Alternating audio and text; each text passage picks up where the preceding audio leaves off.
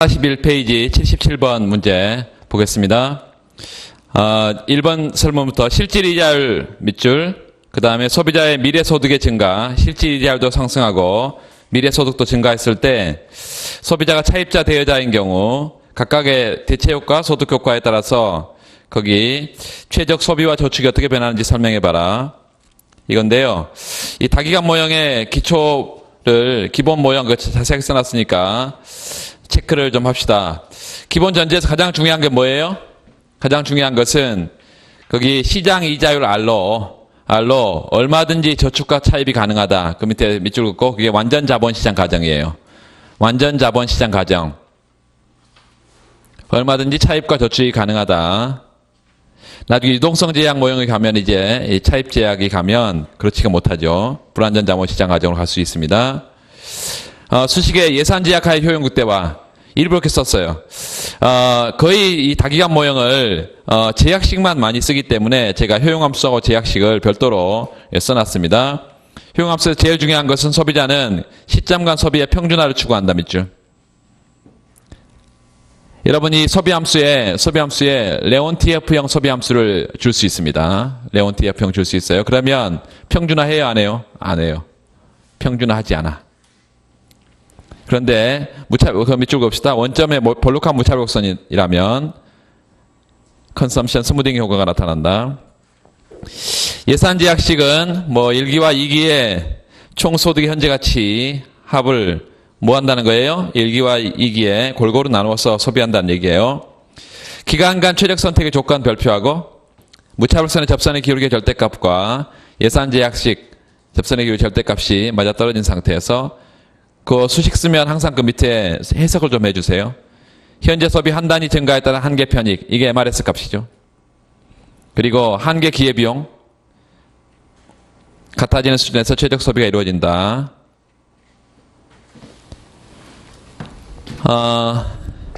따로따로 좀 잠깐씩 봐보겠습니다. 첫 번째, 실질이자율 상승한 경우. 요 실질이자율 상승한 경우.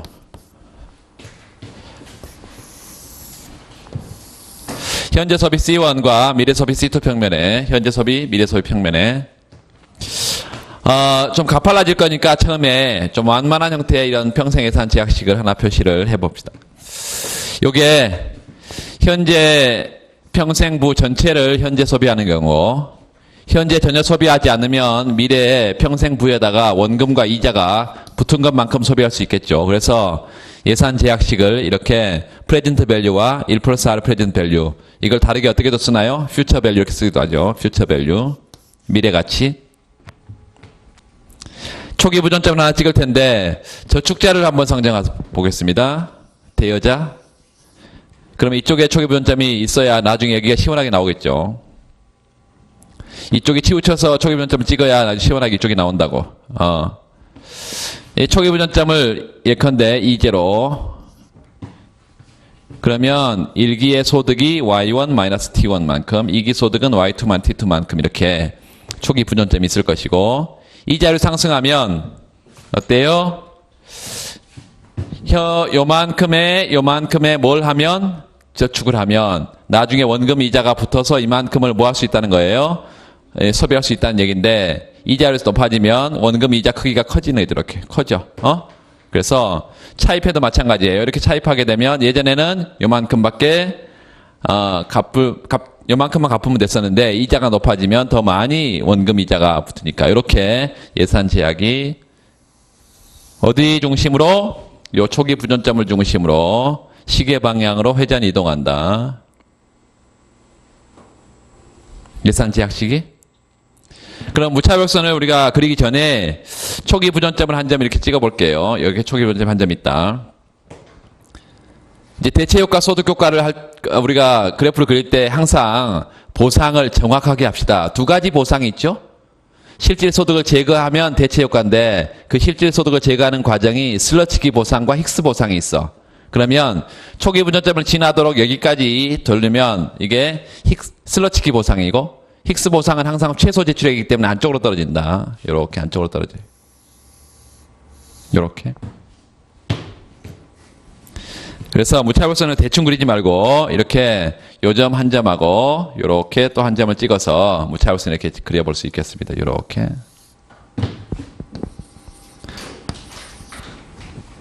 이게 대체 효과야. 그래서 최초의 A점이 소비점이라면 A점의 소비점에서 C1 그리고 대체 효과를 반영하는 이런 C1 프라임 이렇게 이 대체 효과 B점. 소득 효과는 이제 대체 효과보다 크냐 작냐에 따라서 A점의 수직의 점선을 쭉 끌어올려 버리면 예컨대 소득 효과가 더 작다고 하면 이런 점이 C점이 되겠죠. 이렇게 무차별 곡선을 또 지나는 이런 형태로 지나는. 그래서 이 자로 떨어지면 효용이 I0, I1로 이렇게 효용이 증가하고 결과적으로 C점에서 소득 효과가 지금 더 작게 표시가 되어 있는데 요거를 이자율 상승 시 대체 효과는 대체 효과 어떻게 생겼어요? 항상 대체 효과는 상품이든 요 자본이든 또 임금이든 노동의 가격이든 항상 더 비싼 거는 적게 쓰고 저렴한 건 많이 쓴다. 이게 대체 효과는. 그래서 뭐가 비싸졌어? 뭐가 비싸졌어요? 요 이자는 뭐의 기회비용이에요? 현재 소비의 기회비용이죠. 현재 소비의 기회비용. 그래서 요 C1 이자가 높아진다는 것은 내가 지금 소비하지 않고 요 높은 이자로 저축하게 되면 미래 소비를 훨씬 더 늘릴 수 있으니까 현재 소비의 기회비용이 높아진 거죠. 이걸 현재 소비의 기회비용 증가 혹은 현재 상대가격 상승 이렇게 말하고 기회비용 올라가면 당연히 현재 소비를 줄이겠죠. 미래 소비를 늘리고 요거 이렇게.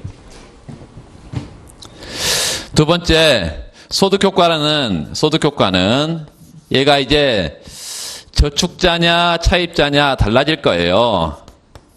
저축자냐 차입자냐.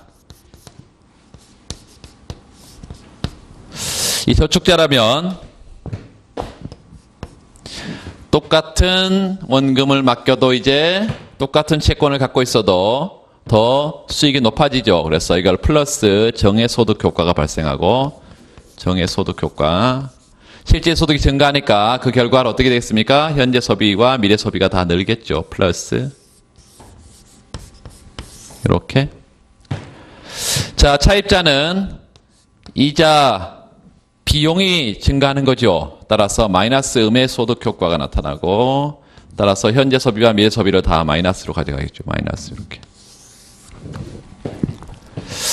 결과적으로 우리가 현재 소비에만 관심이 있다면 현재 소비는 얘는 마이너스고 얘는 플러스고 얘는 마이너스고 이렇게. 그래서 기본적으로 우리가 경제 전체적으로 보면 간단하게 한번 생각해보면 경제 전체적으로는 이 저축자 차입자 다시 말하면 가계가 흑자 가계와 적자 가계가 서로 절반씩 있다고 하면 요 부분은 서로 사라져 버릴 것이고 요게 뭐의 변화에 따라서 요 이자율 변화에 따라서 요 현재 소비는 감소한다 이렇게 갈 수 있는데요. 기본적으로 대체 효과가 소득 효과보다 더 크다라고 가정을 한다면 이런 가정하에서 이자율이 상승하면 현재 소비는 준다 이렇게 말할 수 있겠습니다. C1은 이렇게. 이게 이제 다기관 모형에서 첫 번째 우리의 결론이에요. 소비 함수가 어떻게 생겼다고요? 이자율의 감소 함수다 이것입니다. 이 소비 함수 어떻게 생겼어? 이자율의 감소 함수야.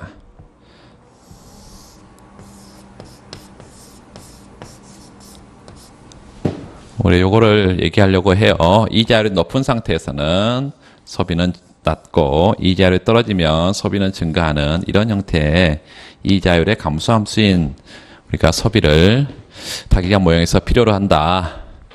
두 번째, 소비는 평생부의 증가 함수이기도 하죠. 평생부의 증가 함수.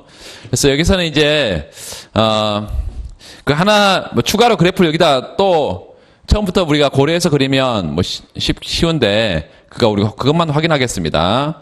요 이자율 상승과 마찬가지로 또 미래 소득이 Y2가 이게 증가하게 되면요.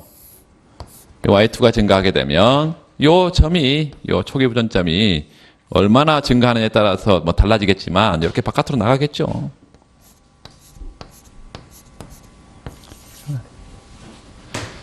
그러면 초기 부전점이 이렇게 이 원점으로 이렇게 바뀌게 될 것이고, 그러면 요 예산선이 바깥으로 쭉 나간다고 생각하면 되겠습니다. 이렇게 지금 요 점에서 최초의 소비점, 대체 효과를 반영한 소비점, 그리고 소득 효과를 반영한 소비점이 이 점인데 어디까지 나가겠어요? 얘가 요렇게 더 나가겠잖아요. 요렇게. 그리고 소비는 뭐 이런 점에서 결정이 되겠죠. 전혀 어려움이 없습니다. 그렇죠? 네. 오늘 그려낼 수 있으면 되겠어요. 미래 소득이 얼마만큼 증가했어 지금? 요렇게 증가했네. 미래 소득이 굳이 그려보면 요렇게 미래 소득이 여기서부터 여기까지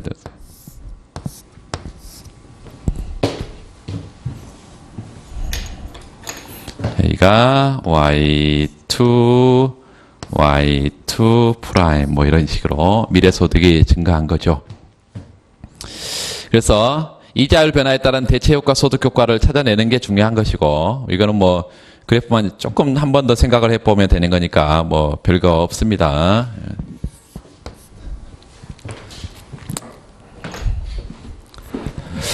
두 번째 문제를 봅시다. 앞으로 다시 넘어와 봐요. 소비자의 세금이 이번 기에 델타 T만큼 증가했다 밑줄. 이번 기에다 밑줄. 이번 기에만 증가했어. 그 밑줄 긋고, 그러면 일시적인 소득 감소죠. 일시적인 소득 감소. 금기의 소득 감소예요. 일시적인 금기의 소득 감소. 자, 그러면 우리 한번 생각해 봐요. 이번에 세금 걷으면 나의 소득이 떨어져 버리는데요. 금기에 나의 소득이 떨어져 버리는데, 이 금기의 소득 감소는 앞을 봐요. 금기 소득 감소는 금기 소비 감소로 갈 거 아니에요. 그렇죠. 그런데 소득 감소에 물론 한계 소비 성향만큼 이제 소비가 감소하겠지만 중요한 것은 미래 소득은 변함이 없기 때문에 미래 소비는 변화가 없다고 하면 금기 소득 감소는 금기 소비 감소로만 가는 거죠. 그런데 이 다기가 모형은 뭘 추구한다고? 뭘 가정한다고? 소비의 평준화를 가정하기 때문에 금기 소득 감소는 일부는 금기 소비 감소를, 일부는 다음 기의 소비 감소를. 그럼 어떻게 해야 돼? 금기 소득이 감소했으니까 미래 소득에서 일부를 차입해야 되겠죠. 이해되시죠? 그걸 그래프로 그려보면 되겠습니다. 자, 평면 그려보세요. 평면을 그려봐. 눈으로 보지 말고. 네. C1, C2 평면. 평생 예산 제약식을 나중에 안쪽으로 들어올 거니까요. 바깥에 하나 그려요. 바깥에. 그래프 크게 그립시다. 크게 큼직큼직하게.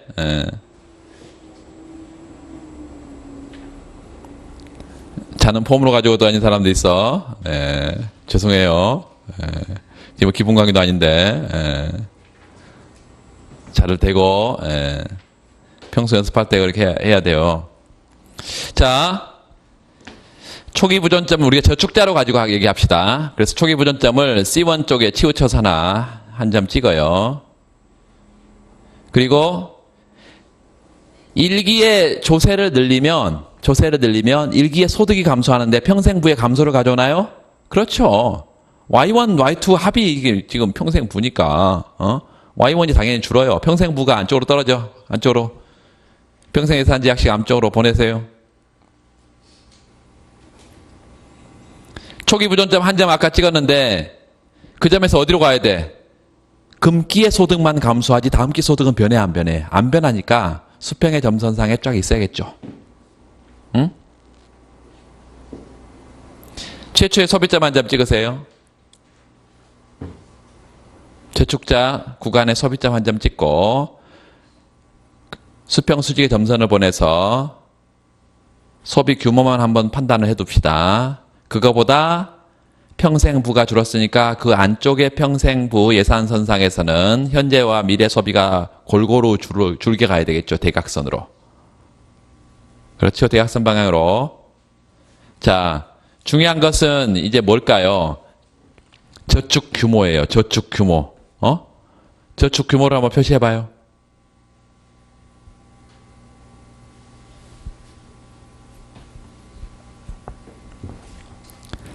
저축 규모가 보니까 늘었어요, 줄었어요? 미래에서 일부 갖다 쓰니까 차입이 느니까 저축 규모는 줄어야 되죠. 응? 내가 그걸 그려봤더니 더 크게 나와버렸다 그러면 잘못 그린 거야. 그걸 우리가 생각을 해서 그려야 되겠죠? 차입 규모가 줄으니까, 차입 규모가 느니까 저축이 줄어야 됩니다.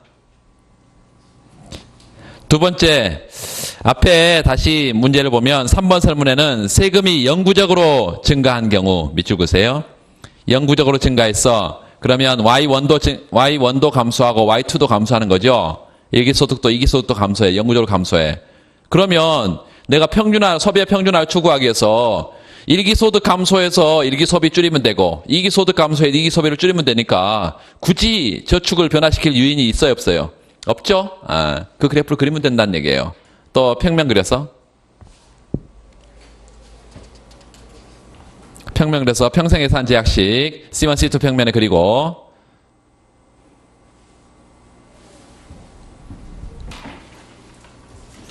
저축자를 또 그려봅시다. 저축자를 그러면 C1 쪽에 좀 치우쳐서 초기 부전점을 찍어야 된다는 얘기고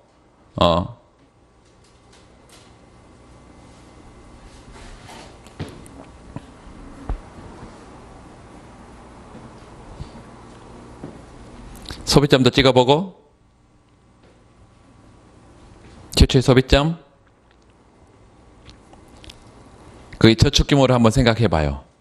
저축 변화 있을 거라고 없을 거라고? 없을 거니까 자 그만큼 나중에 이제 소비점과 초기 부전점을 찍어야 되는데 중요한 것은 부전점을 잘 찍어야죠. 왜? 현재 소득과 미래 소득이 같이 주니까 대각선 방향으로 안쪽으로 들어와야지 초기 부전점이.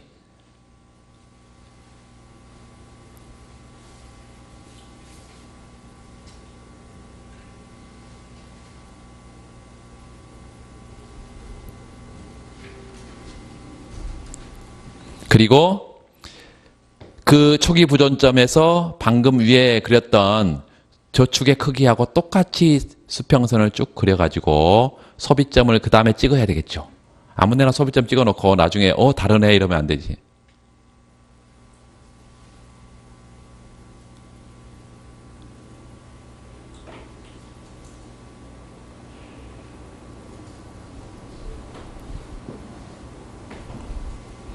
다 됐죠? 자 보세요 이제 24번을 보세요.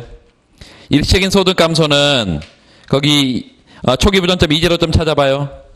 그 다음에 새로운 부전점 2원점 찾아봐. 그 2제로에서 2원으로 화살표를 하고 2제로에서 2원으로 화살표를 해요. 현재 소득만 감소했으니까.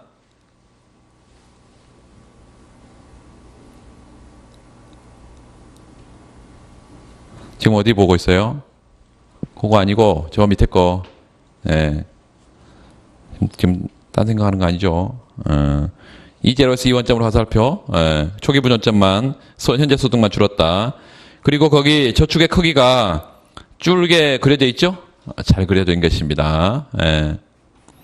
그 다음에 오른쪽 영구적인 소득 감소. 거기다가 Y1, Y2 둘 다 감소한 것입니다. Y1, Y2 감소한 거야. 그러면 Y1 감소에 대해서 C1 줄이면 되고 Y2 감소에 대해서 C2 줄이면 되니까 저축의 변화가 없다는 게 핵심이에요.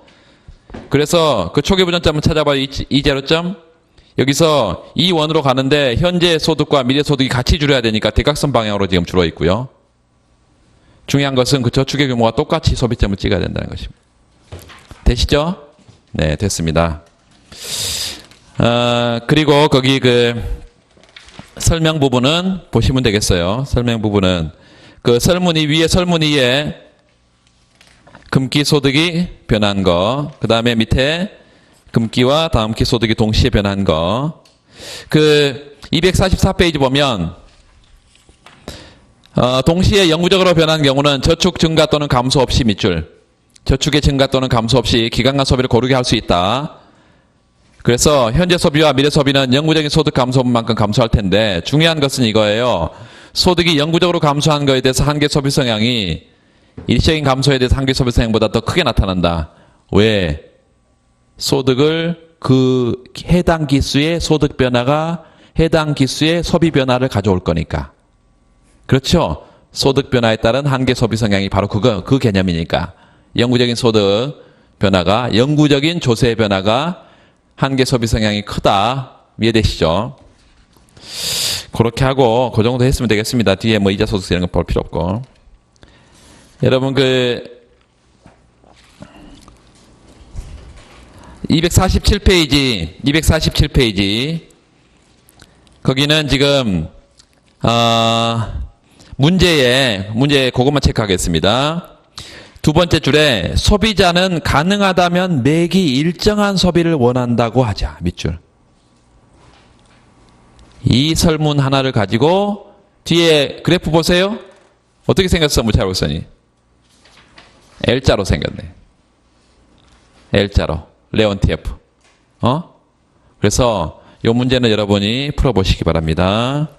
초기 분연점이 어떻게 바뀌는지 문제에서 주는 거 그대로 그냥 점만 찍을 수 있으면 돼요. 그리고 좀 뒤로 넘어가겠습니다. 어디를 보시냐면 256페이지 82번 문제. 256페이지 82번 문제. 정운찬저에 있는 문제인데 좋은 문제 같아요. 보시면 항상소득가설에 관한 것입니다. 최근 유로 지역을 포함한 여러 나라의 재정위기 밑줄 그으세요. 재정위기. 이 국가 채무 문제, 이 재정위기를 불러온 국가 채무 문제를 해결하기 위해서 당연히 긴축정책을 써야 되겠죠. 너무 방만하게 재정정책을 썼기 때문에 이 재정위기가 왔으니까 정부 지출을 줄이고 밑줄 조세를 늘리는 재정긴축정책을 시행한다고 하자. 이게 항상소득가설에 기초해서 국가 채무 증가가 소비에 어떤 영향을 미치냐. 두 번째는 이 실정 분석의 결과 항상소득가설이 시사하는 내용이 기각되어 버렸다. 기각됐다. 맞지 않다 이거예요. 현실에서 항상소득가설이 성립하지 않는 이유로는 어떤 것들이 있겠냐. 얼른 내용들이 답이 다 떠오르나요? 현실에서 항상소득가설의 반대쪽에 있는 이론들을 생각을 해보면 되는 거예요. 그걸 비판할 거니까 다 반대쪽에서는. 항상소득가설이 기본적으로 우리가 밀턴 프리드만의 항상소득가설이니까 통화주의고, 통화주의에다가 뭘 집어넣으면, 합리적 기대를 집어넣으면 이 미래적인 소비함수가 된다 이것입니다. 미래적인 소비함수. 그래서 이 합리적 기대 이론과 반대 쪽에 있는 애들은 당연히 새 케인즈 학파일 거예요. 그래서 새 케인즈 학파 이론을 가져가면 된다 생각이 들면 이제 새 케인즈 학파 이론에서 이 정부 지출이 변하냐 안 변하냐 뭐 이 얘기도 해야 되고, 두 번째는 현재 소득에 민감하냐 민감하지 않느냐 뭐 이런 얘기를 생각을 해봐야 될 거예요. 자 봅시다. 밑에 바로 예시답안을 좀 보시면 항상소득가설은 지난번에도 설명을 드렸어요. 항상소득은 소비가 뭐의 함수다? 항상소득만의 함수지 뭐의 함수가 아니다? 임시소득의 함수가 아니다. 항상소득의 한계 소비 성향은 1에 가까운 값을 갖는다. 그 항상소득은 또 뭐라 그랬어요? 평생부로부터 1기, 2기, 3기, 매기 나올 걸로 예상되는 평균적인 수입이라 그랬잖아요. 그래서 일단 항상소득가설은 거기 밑줄 긋읍시다. 소비가 항상소득의 함수이며 그 밑줄 긋고, 지난번에 소비 함수를 어떻게 썼어요? 써봐요. CP, Permanent Consumption은 델타 YP 이랬잖아요. 항상소득은 함적기대 방식을 통해서 예상되는 미래 평균소득을 의미한다. 그랬고, 거기 항상소득을 도출하는 식도 한번 써보세요. 기억나나요? Present Value equal, 그래서 Present Value equal YP 플러스 1 플러스 R분의 YP 플러스 1 플러스 R의 제곱분의 YP 뭐 이렇게 해서 무한 등비급수다. 그 계산했더니 어떻게 나왔어요? CP equal 델타 그 다음에 뭐였어? R분의 1 플러스 R이에요. 1 플러스 R분의 R이에요. 1 플러스 R분의 R 1 플러스 R분의 R 프레젠트 밸류. 그 정도는 이제 암기하고 있다 이거죠. 거기 다음 줄표에 예측 가능한 정책 또는 충격. 예측 가능한 것은 이미 합리적 기대를 하게 되면 그 위에 합리적 기대 방식에다 몇 줄 긋고, 합리적 기대를 하면 다 어디에 반영이 됐어요? 민간의 기대에 이미 다 반영됐어. 그래서 중요한 건 그 다음에 별표. 특정 시점에서 소비가 변했다고 한다면 이건 어디서부터 온 거예요? 예상되지 않은, 예측되지 못한 항상소득의 변화가 발생했기 때문에 소비가 변한 것이다. 예측되지 못한 소득의 변동이 발생했다 하더라도 이게 항상소득이 아니고 임시소득의 변화라면 소비는 변하지 않는다. 그게 중요하다. 그 내용이. 소비함수를 쓸 수 있고 그 소비함수 밑에다가 이런 내용을 쓸 수 있으면 된다는 얘기예요. 국가 채무 문제는 거기다 별표.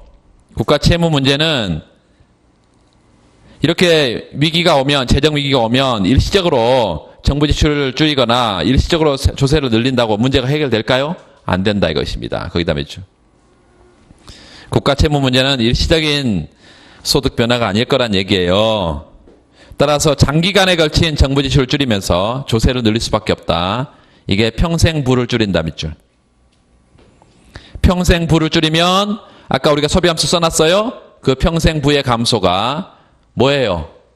항상 소득의 감소일 것이고 항상 소득의 감소는 항상 소비의 감소를 가져올 것이다. 이렇게 말할 수 있겠습니다. 소비 감소. 그래서 그 위에 1번 문제가 뭐였어요?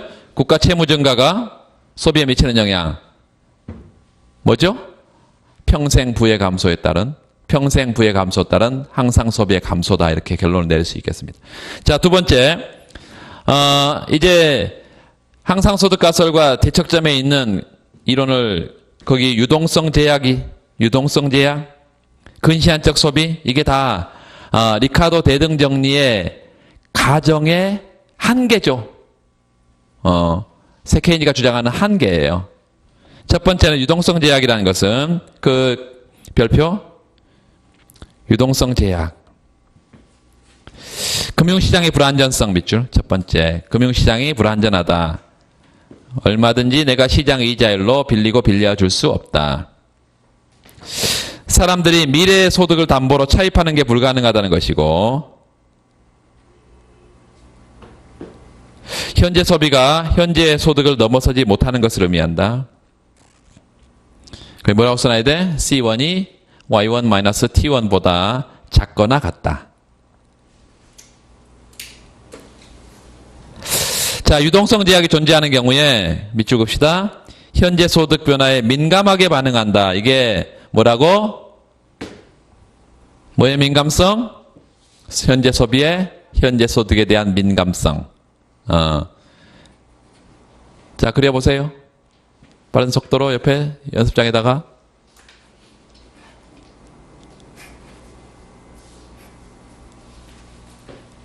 유동성 제약입니다. 유동성 제약이 있고, 그리고 뭐가 늘었어?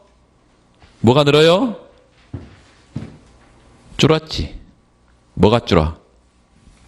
현재 소득이. 현재 소득이.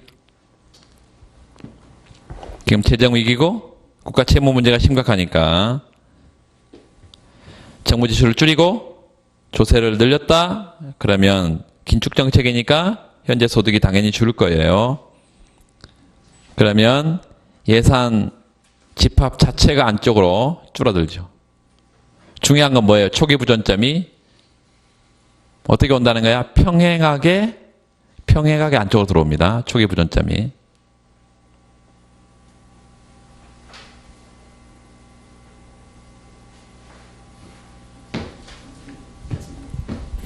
이걸 고민하고 있으신 분 계시네.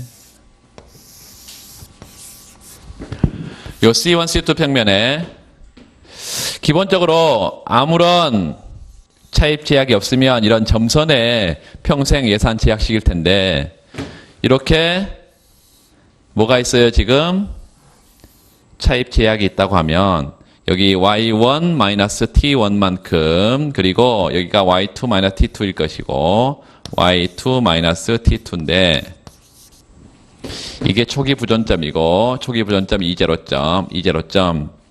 이게 뭐가 줄었을 때?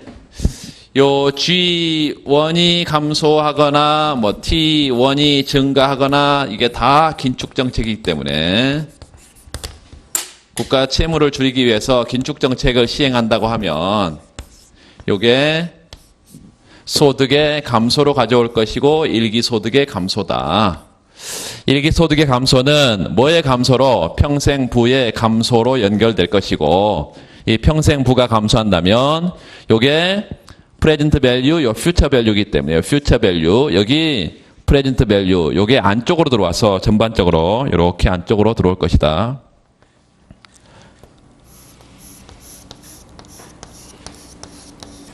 이렇게 안쪽으로 들어오고 중요한 것은 이렇게 제약이 있을 거라는 것이고 이 제약이 초기 부전점이 어떤 점에서 E0점에서 E1점으로 이렇게 초기 부전점이 가면서 소득이 지금 Y1-T1의 요 프라임으로 이렇게 바뀌었어요. 그러면 소비점이 뭐 어디로 가겠어? 지가 유동성 제약인데 요렇게 가지 요렇게. 응? 소비점이 1로 가면서 효용도 I0에서 I1으로 이렇게 효용이 줄 것이고 중요한 것은 우리 관심사는 뭐예요? 요 일기 소득이 줄었을 때 유동성 제약 하에서는 평준화가 이루어지지 않고 일기 소비로만 간다는 얘기입니다. 소비의 평준화가 나타나지 않아. 평생 부는 줄었는데도 일기 소득 감소가 일기 소비 감소로 과잉 민감성, 현재 소비가 현재 소득에 과잉 민감하다. excess sensitivity, 과잉 민감성. 두 번째는 거기 현재 소득이 감소하는 경우 그 수식에다가 박스를 쳐놓으세요. 델타 Y1, 델타 C1 이퀄 1 이 박스. 이게 현재 소비의 한계, 현재 소득에 따라서 현재 소비만 변하니까 현재 소비 한계 소비 성향이 현재 한계 소비 성향이 1이다. 현재 소득이 불변이고 거기 미래 소득이 감소하는 경우 현재 소비가 전혀 변하지 않는 과잉 둔감성 현상이 나타난다. 미래 소득이 변하면 자 미래 소득이 변한 경우 그래프 그려보세요.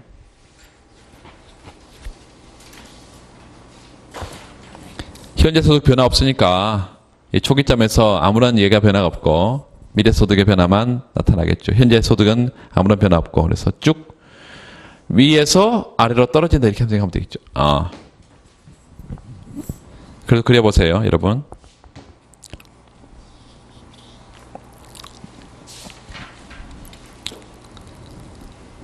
미래 소득 변화가 현재 소비에 아무런 영향을 미치지 못한다. 이게 과잉 둔감성이다. 뭐 미래 소득이 증가해도 현재 소비에 아무런 영향을 못 미치고 미래 소득이 감소해도 현재 소비에 아무런 영향을 못 미치고 미래 소비만 변화시키는 거 이게 과잉 둔감성. 그 유동성 제약 두 개 그래프 밑에 거기 밑줄 그어보세요. 유동성 제약이 존재하는 상황에서 현재 소비는 현재 가처분 소득에 매우 민감하게 반응하기 때문에 밑줄 그읍시다. 현재 국가 채무가 막대해서 향후 조세 증감 및 미래 가처분 소득 감소가 예상된다고 하더라도 현재 소비 규모는 항상 소득이 예측하는 것 규모보다 작게 나타날 수 있다. 미래에 조세 증가 별 관심 없다 이것입니다. 근시안적 소비 항상 소득 가설의 분석 및 위의 유동성 제약에 따라서 그 합리적인 소비자 밑줄 이 합리적인 소비자 얘를 기본 가정으로 하는데 만약에 거기 미래보다는 현재 만족에 더 큰 가중치를 두고 있다면 소비자의 행태가 근시안적 바로 눈앞에 그런 사고를 갖고 있다면 향후 소득 감소가 예상된다 하더라도 현재 소비를 그렇게 크게 줄이려고 하지 않을 것이다 이런 얘기입니다. 그래서 항상 소득이 예측하는 것처럼 그렇게 소비 감소가 크게 나타나지 않는다 이것이죠. 넘어가겠습니다. 그 83번 문제 그 항상 소득 가설의 아주 정말 간단한 초등학교 계산입니다. 보시면 되겠고 260페이지 기출을 보시면 260페이지. 일국의 자본 형성의 주 원천은 저축이다. 저축은 다양한 경로를 통해서 경제에 영향을 미친다고 알려져 있고, 최근 언론에서 다루어지는 과소비 문제 밑줄, 과소비, 저출산 고령화 밑줄, 이런 것들이 다 인구 통계에 변하고 이게 저축률을 감소시킨다 밑줄. 족벌했네요. 저축률을 감소시킨다 이렇게. 이러한 저축률 변화가 경제에 미치는 영향에 대해서 문항들의 답을 해봐라 이런데, 저출산 고령화 밑줄. 이 저출산 고령화, 이걸로 인해서 경제 주요 변수에 어떤 영향을 미치냐라는 것인데, 특히 항상소득 가설을 이용하라고 했네요. 이 고령화가 현재 소비 수준, 다른 거 말고 소비 수준에 미치는 영향을 한번 봐봐라. 그 문제 먼저 보고 두 번째 문제 보겠습니다. 첫 번째, 저출산 고령화가 특히 그 항상소득 가설에서 고령화가 소비에 어떤 영향을 미치냐. 항상소득 정의 우리가 봤던 거 이미 봤고, 그 항상소득 가설에서의 소비 및 저축 2번 보세요. 그 소비는 항상소득에 비례한다 밑줄 긋고, 그 밑에 소비 함수 써져 있습니다. 밑줄 알파 yp 랬네. 뭐 델타 yp 일어나 뭐 다 똑같은 얘기죠. 저축은 밑줄 긋읍시다. 가처분 소득에서 소비를 뺀 것이다. 소비가 뭐니까 알파 yp니까 yt에서 알파 yp를 뺀 것이 저축이다. 그러니까 기본적으로 소비 함수나 소비 이론이 나오면 반드시 소비 함수 이런 정도로 써놓고 얘기를 해야 된다는 얘기예요. 이게 뭐 도출관이 이런 거 필요 없어. 3번 보면 고령화가 현재 소비자에 미치는 영향, 일단 개인적인 차원에서 밑줄. 개인적인 차원에서 고령화가 되면 내가 은퇴 이후에, 예전에는 80에 이제 보통 사람들이 죽었는데 이제 90, 100살 뭐 이렇게 산단 말이죠. 그래서 좀 까마득합니다. 이렇게 살아야 된다는 게. 일찍 뭐 가는 것도 좋을 텐데. 나중에 그 나이 되면 또 그렇게 생각 안 될지도 모르겠지만 지금은 그런 생각이 듭니다. 이 고령화는 개인의 기대 수명이 연장되는 것으로 파악할 수 있다 밑줄. 그러면 은퇴 시점이 60살, 62살 뭐 이건 뒤로 별로 너무 멀리 가지 않잖아요. 지금 아직 은퇴 시점이 주어져 있다고 할 때 기대 수명이 증가하면 항상소득이 감소하게 되겠습니다. 평생 벌어들인 소득은 정해져 있어 60살까지. 그런데 그 이후에 10년만 살 줄 알았더니 한 30년 산다 이러면 너무 그런 편견을 짓지 말고요. 예. 따라서 평균적인 소비 수준도 하락한다 밑줄. 평균 소비 수준 하락. 은퇴 시점이 함께 연장되는 경우라면 불분명할 테다. 그건 뭐 신경 쓸 필요 없고. 그 사회적 고령화. 사회적 고령화는 근로계층과 은퇴계층 밑줄. 그 중에 은퇴계층의 비율이 증가하는 것을 의미합니다. 일하는 사람들보다 이제 일손 놓고 쉬는 사람들이 많아진다는 얘기예요. 이 고령화는 근로인구를 감소시킴으로써 거기 근로하고 있는 사람들의 1인당 연간 소득은 증가할 수 있습니다. 따라서 이들이 항상 소득이 증가하면서 평균 소비 수준은 상승할 수 있다. 또 그런 얘기도 할 수 있죠. 이 사람들이 이제 소득은 없지만 소비는 해야 되니까 당연히 소비가 크게 늘고 반대로 저축은 준다고 이렇게 말할 수 있어서 거기 고령화로 인한 저축률 감소는 밑줄. 이 대부자금 시장에서 보면 뭐를 줄여요? 대부자금의 공급을 줄일 것이고, 그러면 이자가 어떻게 돼요? 상승하죠. 평면 생각이 나시죠, 여러분? 이자율이 상승해요. 저축 곡선 좌측 가게 되면. 그러면 투자가 감소한다. 그래서 전반적으로 소득이 감소할 거니까 이 소득이 감소하면 당연히 소비를 줄이는 힘도 또 있다. 그래서 우리가 그 개인적 차원과 사회적 차원의 두 가지 고령화 얘기를 여러분 좀 기억하시면 좋겠습니다. 개인적 차원은 다 아는데.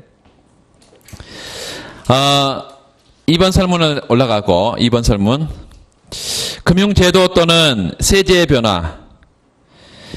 역시 가계 소비와 저축의 변화를 초래하기도 한다. 금융당국이 밑줄 긋읍시다. 신용카드 발급 대상을 제한했다.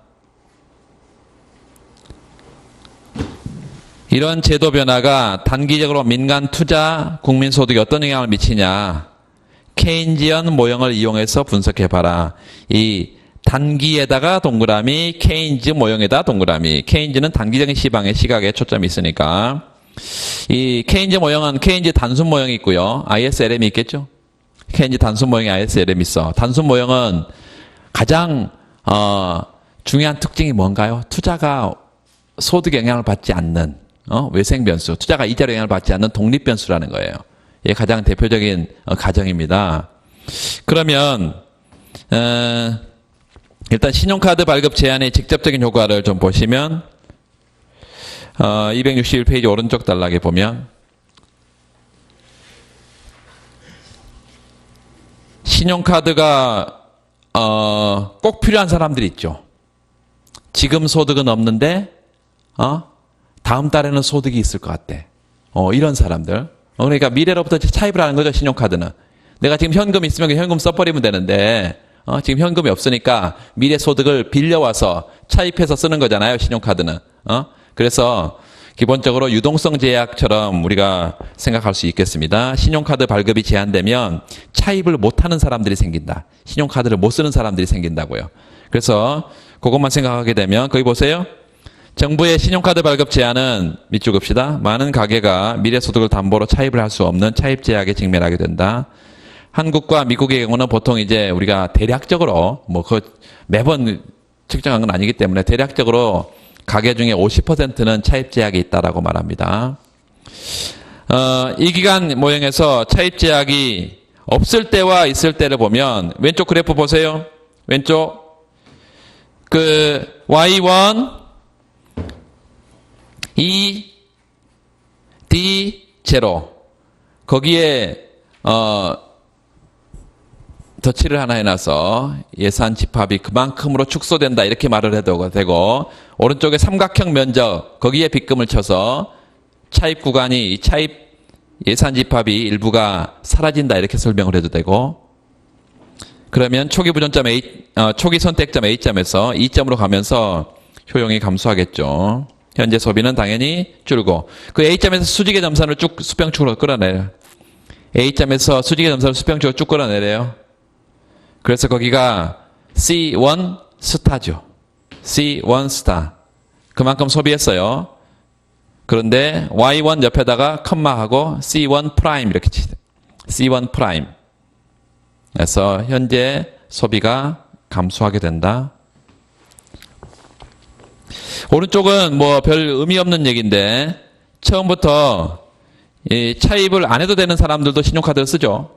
그런데 이제 신용카드 발급 제한한다고 해가지고 이 사람들은 안 써버리면 되지. 그래서 이 점에서 아무런 소비 변화가 없을 거예요. 단순 모형에서 분석인데 그 투자가 독립 투자로만 이루어졌다. 그러면 그 뒤에 그래프 좀 보세요. 케인즈 단순 모형. ISLM 모형 여러분 다 아시니까 그 케인즈 단순 모형에 먼저 투자가 소득에 아무런 영향을 받지 않는 수평선 형태로 나와 있죠. 그 옆에다 써놔. 독립투자. I equal I 바. I equal I 바. 소득에 영향을 받진 않아요. 저축은 당연히 소득의 증가함수로 이렇게 나와 있고 S equal SY. 저축은 증가함수. 자, 방금처럼 신용카드 발급을 제한하게 되면 이제 소비가 줄게 된다 그랬잖아요. 그 소비 감소를 소비 감소를 우리가 어떻게 표현할 수 있어? 그 SS S 프라임으로 화살표하고 저축의 증가라고 이렇게 표현할 수 있겠습니다. 국민저축이 증가한 거예요. 국민저축이. 투자가 변화가 없기 때문에 E점에서 A점으로 화살표를 하고 소득이 어떻게 되는 겁니까? Y0에서 Y1으로 줄어버린다. 소비가 감소하고 저축이 늘면 당연히 총수요가 감소하니까 소득이 감소하겠죠. 그래서 저축을 늘리려고 했는데 기본적으로 소득이 이렇게 감소해버리고 그 S0 있죠? S0 민간 저축은 변화가 없습니다. 민간 저축은 변화가 없어.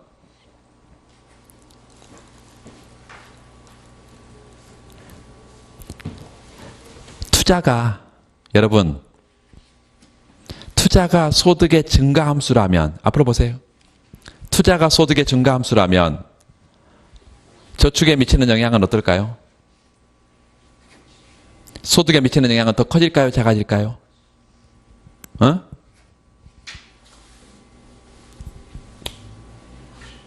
커지죠? 저축은 줄겠죠? 그래프로 한번 그려보세요.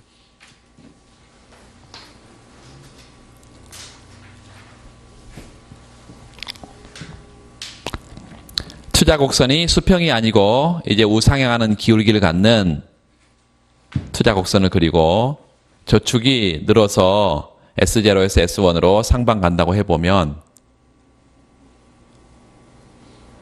비교를 하려면 같이 그려도 좋겠네요.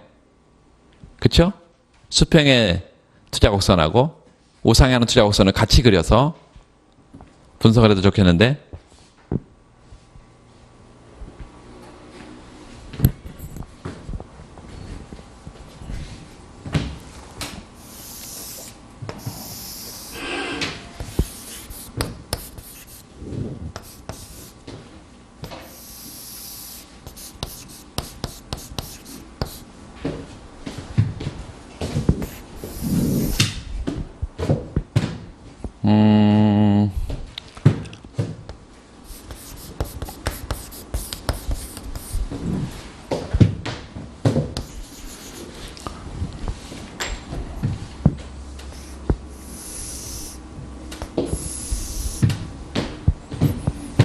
저축이 S0에서 S1으로 그러면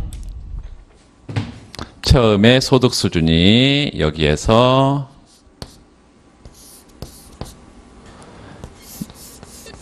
여기로 아니면 여기로 그래서 소득이 더 큰 폭으로 줄을 것이다. 유발 투자를 고려하게 되면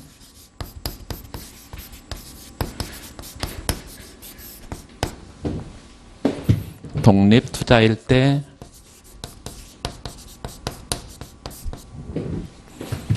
유발 투자의 경우는 소득의 감소폭이 훨씬 더 크고요. 두 번째, 요 민간 저축도 감소한다.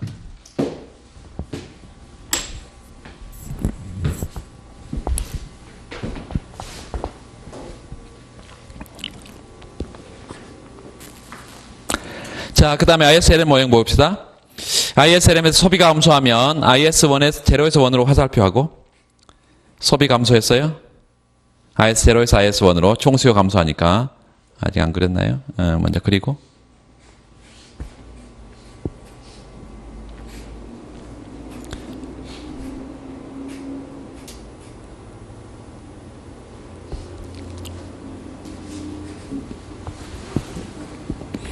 그 오른쪽 그래프에 소비 감소는 IS0에서 IS1으로 화살표했어요.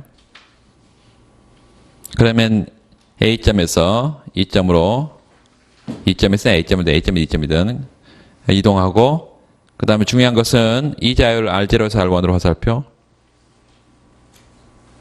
이자율 하락하니까 투자가 증가합니다. 그리고 그 밑에 그 설명 부분 보세요. 소비 감소 효과, ISLM 모형 소비 감소 효과, 독립 소비가 감소하면 밑줄, IS 곡선 좌측가고 국민소득 감소하지만 이자율이 떨어지면서 투자가 증가하고 이자율 떨어지면서 투자가 증가하고 그 다음에 소득이 증가하면 저축이 증가하겠죠. 투자가 이자를 감소함수일 뿐만 아니라 소득의 증가함수다 밑줄. 이렇다면 국민소득은 더 큰 폭으로 감소할 것이고 따라서 소득 감소는 투자와 민간저축을 끌어내릴 거니까 불변이다 이렇게 말할 수 있겠습니다.